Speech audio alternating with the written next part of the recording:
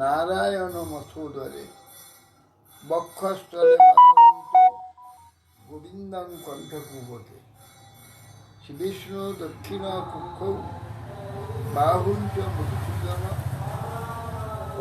কন্ধরিত ত্রিবিক্রমং বামনং বামপার্শ্বে শ্রীধরং বামবাহুঞ্চ হৃষিকেশঞ্চ কন্দরে পৃষ্ঠে প্রদ্যনাভঞ্চে কোট্যাং দামোদরং নশ্যেৎ তৎপ্রক্ষাল ত্বয়ন্তু বাসুদেবায় মূর্ধনি।